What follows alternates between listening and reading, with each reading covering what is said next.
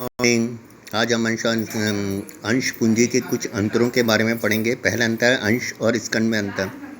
क्रमांक, आधार, अंश और स्कंद। पहला उद्देश्य। अंश का मुख्य उद्देश्य पूंजी प्राप्त करना है। स्कंद का मुख्य उद्देश्य अंशधारियों को अपनी राशि को टुकड़ों में बेचने की सुविधा देना होता है। फिर हस्तांतरण। अंशों का हस्तांतरण केवल पूर्ण मूल्य पर होता है, अंश का विभाजन नहीं होता, जबकि स्कंद का हस्तांतरण टुकड़ों में भी हो सकता है। संख्या दी है, प्रत्येक अंश की नियत संख्या में होता है, स्कंद की कोई नियत संख्या नहीं होती। पूर्णदत्तता।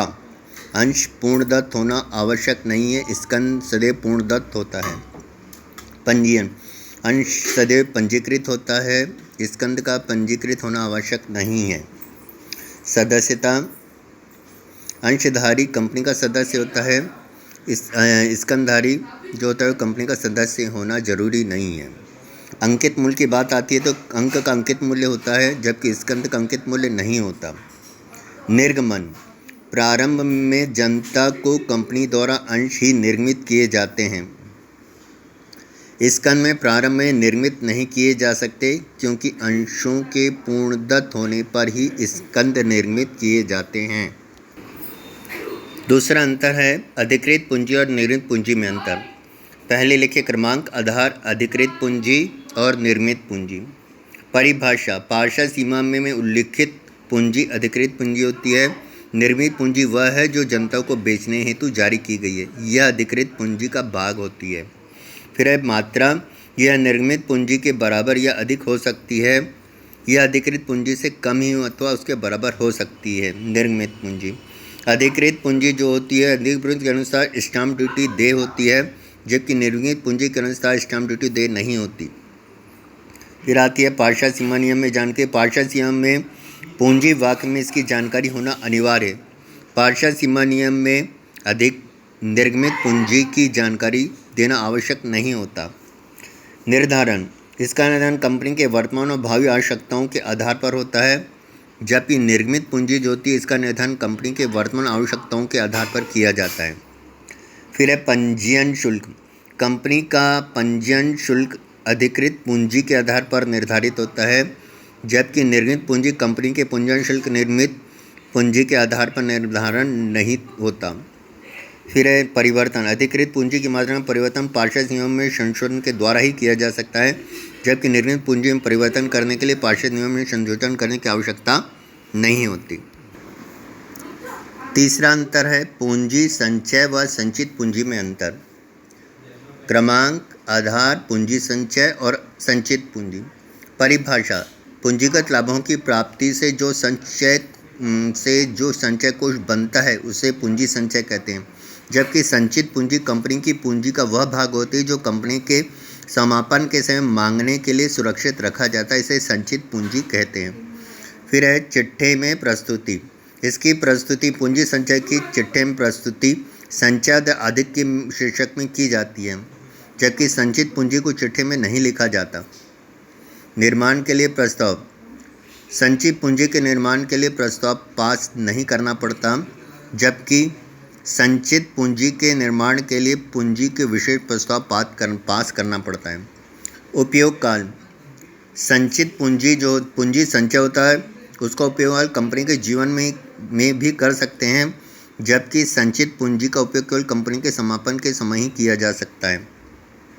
फिर है बोनस अंश।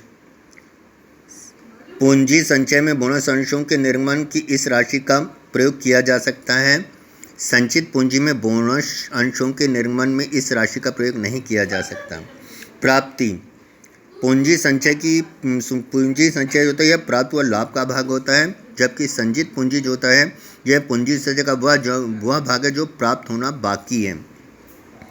पूंजीगत हानि का अपलेखन।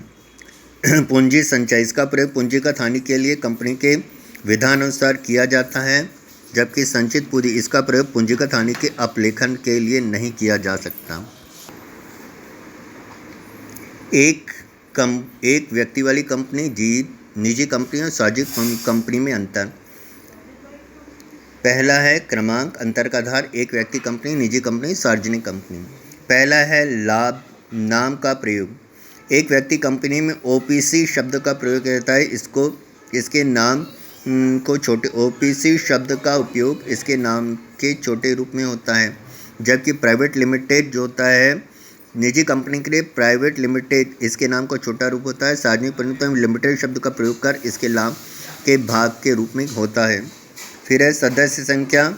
एक व्यक्ति की न्यूनतम और अधिकतम संख्या एक ही होती है, जबकि निजी कंपनी के लिए न्यूनतम संख्या 2 और अधिकतम संख्या 200 होती है, विधान अथवा पूर्व कर्मचारी के अलावा।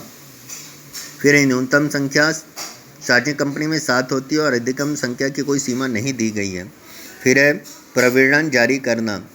ओपीसी यही कंपनी के लिए प्रविष्टि जारी करना नहीं लागू होता, जबकि निजी कंपनी में प्रविष्टि जारी करना जरूरी नहीं होता। एक सार्वजनिक कंपनी के लिए प्रविष्टि जारी करना आवश्यक होता है।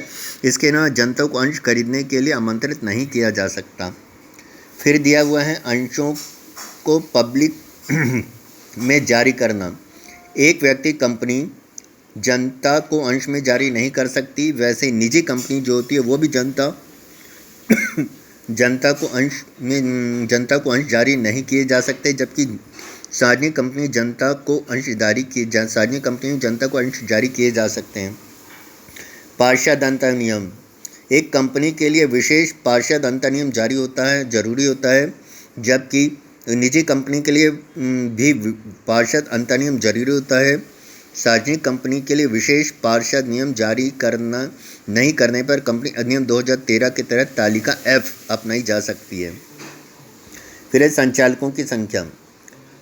एक कंपनी में कम से कम 2 या अधिक से अधिक 15 सदस्य संचालक हो सकते हैं।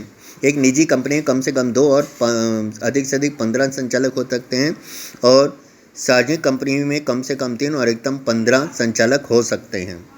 फिर है अंशों का आवंटन। एक कंपनी के लिए अंशों का आवंटन लागू नहीं होता। निजी कंपनी में संचालक के निर्माण के अनुसार अंश निर्मित किए जा सकते हैं, और सार्वजनिक कंपनी में अंश तभी आवंटित किए जा सकते हैं जब न्यूनतम अभिधान की राशि प्राप्त हो चुकी हो। अंशों का हस्तांतरण एक कंपनी पर लागू नहीं होता। निजी कंपनी में पार्षद नियमों द्वारा अंशों का हस्तांतरण प्रतिबंध लगाया जाता है, जबकि सार्वजनिक कंपनी में अंशों का हस्तांतरण पर कोई प्रतिबंध नहीं लगाया जा सकता। जन निक्षेप वाक्य। एक कंपनी में यह जनता से जन निक्षेप स्वीकार नहीं कर सकती। निजी कंपनी भी जनता से निक्षेप स्वीकार नहीं कर सकती, जबकि सार्वजनिक कंपनी जनता से निक्षेप स्वीकार कर सकती है।